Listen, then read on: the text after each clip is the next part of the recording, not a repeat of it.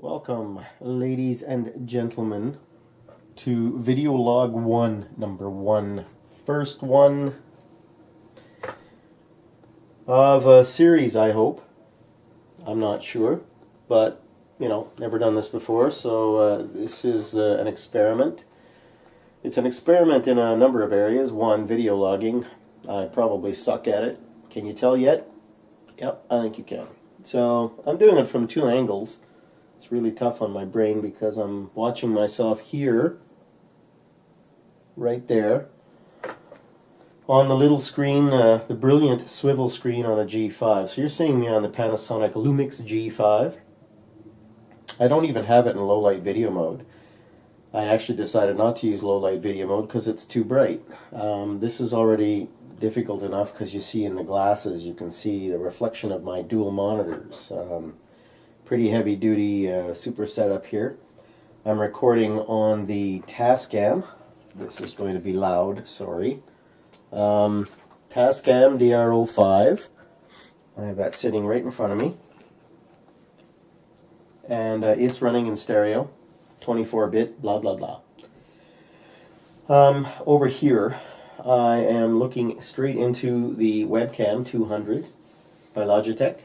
Decent little webcam actually, except it's not HD, so I'll have to fix that. Looks completely out of focus on the screen. I don't know what I did wrong, but anyway, whatever. It's a pretty cheap video cam. The G5, of course, embarrasses it. The G5 is not quite up to the GH2, but it uses a variation in the GH2 sensor with the multi-aspect sensor disabled, so it's a pretty darn fine looking video. Runs at a decent, I think it runs at 17 megabits per second, so it certainly does not suck.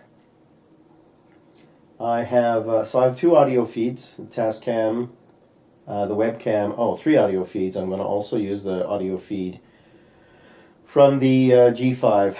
So just for fun, let's do this. This is the Tascam audio feed alone. Boop.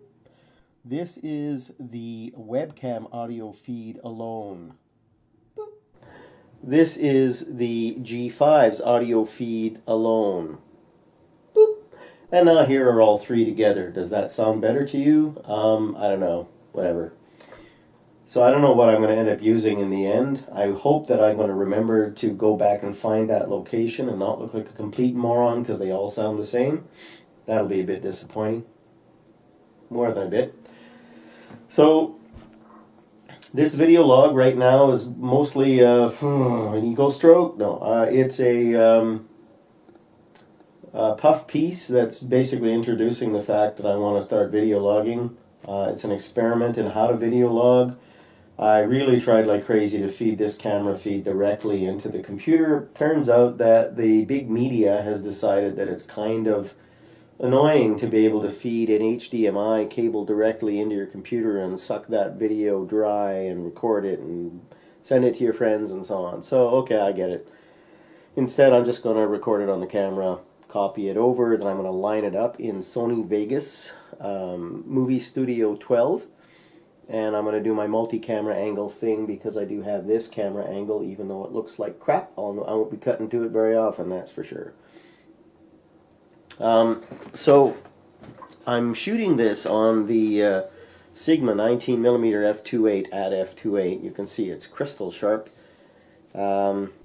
It's wide open. This room is dark. There is no light on in here except these two monitors. And one of them's got a dark gray background because it's got Sony Vegas on it. The other one's got white background. So there's a little bit of light coming from way over there, but it's incredible how much this lights the room. I mean, your eyes are logarithmic. You can see everything in the room. I can. But the sensor's not. The sensor has to have some light. And this is a really good sensor for picking up light. So right off the bat, if you want to do low light video, I highly recommend you consider at least a 4/3 sensor. Sure, you can go off to DSLR land, but then you're playing in the fact that it's got mirrors and it's, the video is really inconvenient to use. Clip lengths are short. This Lumix can record more or less all day long.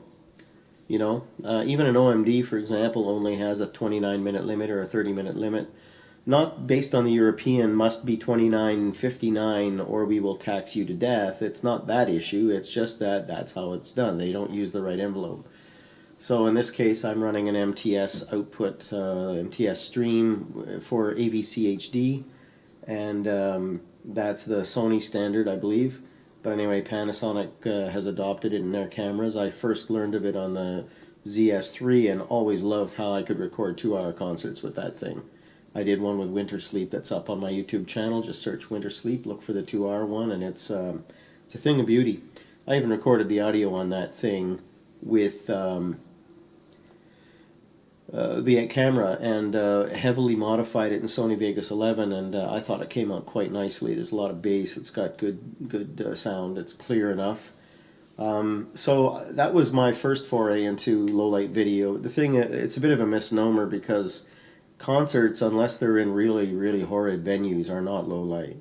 You know, once there's any lights at all on the stage, those are very bright lights. So your subject tends to be quite brightly lit, even if the rest of it isn't. So this is low light because all I've got is these two screens lighting me.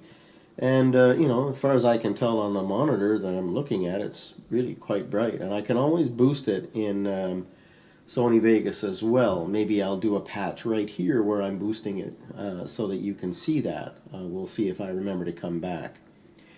So I managed to talk for 7 minutes 37 seconds about absolutely nothing. Thank you. It's a talent, it's a skill. So very quick go through here. You know, like I said, I'm gonna start working with low light video. You're seeing some of it right now. First recommendation: get a nice prime lens. If put it on a tripod so you get a nice perfectly stable thing. Sure, you can hand hold. You can grab yourself stick a prime on an OMD with its 5-way IBIS, and that's great for handheld running around and so on. But these videos don't look good if they're handheld. You cannot stop movement. You will, even if you just sway and you don't get the jitter, that's fine. But the swaying is still annoying. You know, unless you're trying to make an avant-garde video, just put it on a tripod. It's going to work way better. So I'm using, like I said, the Sigma 19mm 2.8, beautiful little lens.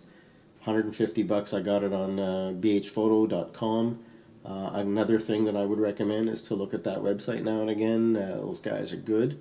They really have excellent customer service. Shipping to Canada is dirt cheap. One of the few places that knows how to do that. So when I decided to go for thirds, I did it largely because, well, two things. What was originally driving it was travel. I really got sick of carrying heavy cameras. I carried the D700 around for quite a while. Carried the D2HS. Lordy, that was a big camera. Big one. And I carried, you know, more in recent years, I carried the D7000, a beautiful camera, not huge, but big enough. The lenses are bigger because they're APS-C image circles.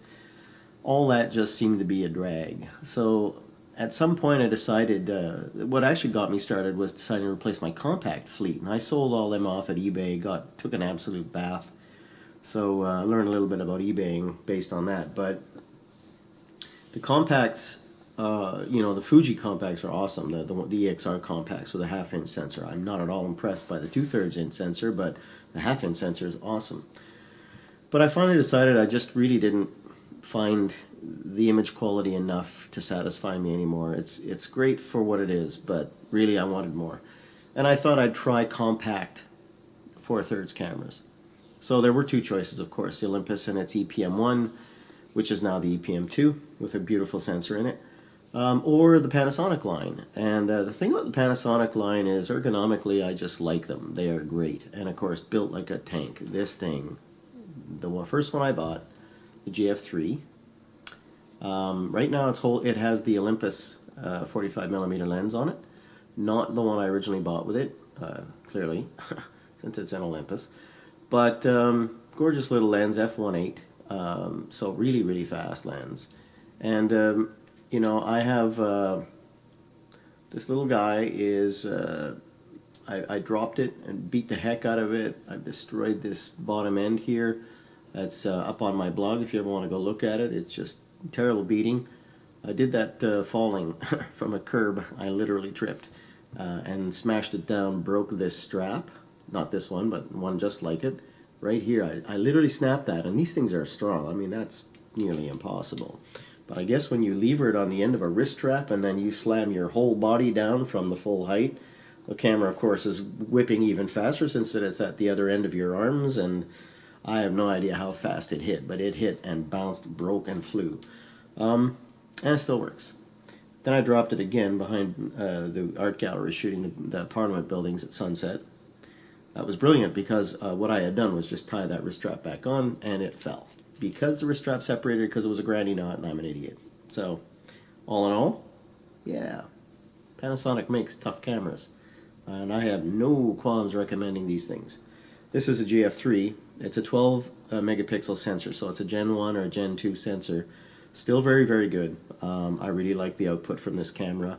Sunlight, it's freaking gorgeous. But low light starts to struggle. 6400 ISO isn't pretty. You can shoot it, but you won't like processing it. So then I got the G5, and I would take it and show it to you, except that you're watching me on it, so that's going to kind of suck. I started getting into video, shooting my son in concert venues. One was very dark, a place called Quinn's on Bank Street in Ottawa. They do an open mic on Sundays, and it's a very nice place. I recommend it if you want to go there. But dark doesn't even describe that venue. It's dark as this. Except you don't have these light panels lighting the faces, so you get no light. So that was really rough. Then I took it to the Barley Mow in a little village called Barhaven in the south end of Ottawa, and they have real professional lighting. I mean, they can crank that light up so high it just blows your mind. And I filmed there, and the G5 did a beautiful job. It had the 45mm on it, and it looks stunning. That's what caused me to realize that I have to do all my filming on, or I should do all my filming on nice quality primes. That's what got me into getting these primes. And I actually shoot with them exclusively now, almost. I will do longer shooting with other lenses. And for walking about, you know, the 14 to 42 power zoom is pretty nice. In fact, it's really nice and very sharp. Let me show you one more thing. I managed to acquire, for a decent price, the monster. It's not really a monster, but it's a bit bigger. It's the GH2. It's the first of the 16 megapixel sensors. Still very good. Not quite as good as the G5. The G5 does beat it. The OMD beats the G5, and so it goes. I don't get too worried about it. I've posted blog entries, several, that show me processing using Lightroom, you know, raw files out of all these cameras, and they all look great. And if you process them against the OMD, they all look pretty great. There's not enough difference for me, personally, to care. For others, apparently there's an incredible amount of difference, almost earth-shattering. Doesn't shatter my earth, but anyway. This is the 14 to 140 walkabout lens, basically equivalent to 28 to 280. Lovely lens. I would reverse the hood, of course, if I was walking about, but really nice. Anyway, so I got this because I wanted the better video camera. Turns out I like the G5 video very much, so I don't really necessarily need this one, but I do a multi-angle video now, and so I actually would like to get another camera, and I'm looking at a GX1. I'm trying to get one from a guy on Fred Miranda right now. These are the kinds of websites that you gotta haunt if you want to pick up cameras at a reasonable price. That GH2 I got for $530 or so, or $535. Used, which at the time was a good price. Then suddenly Amazon briefly dropped the price of a kit with that and a lens for $499, and I thought, ugh, oh well, c'est la vie. So I'm pretty much all 4/3 now. I dumped all my Nikon equipment, sold that D7000, about 6 or 8 lenses. I still have a couple left, and I've decided for now I'm going to keep them. I have a 500mm mirror lens, and I have an adapter for micro 4/3, so that's going to be great. And I have the Sigma 105 2.8 macro, which I can use on these cameras as well. And since close macro is done with manual focus most of the time, excuse me, I think I'll be quite happy with it. It's a gorgeous lens. It's wicked sharp, and it'll be a 210 millimeter 2.8 lens in macro mode, and I think that is just awesome. So I think I better close this vlog now, because I'm at 16 minutes and I haven't said anything yet. So if you made it this far, you get a hero cookie, because you must be nearly comatose. So this is me signing off very slowly, very, very, very slowly, signing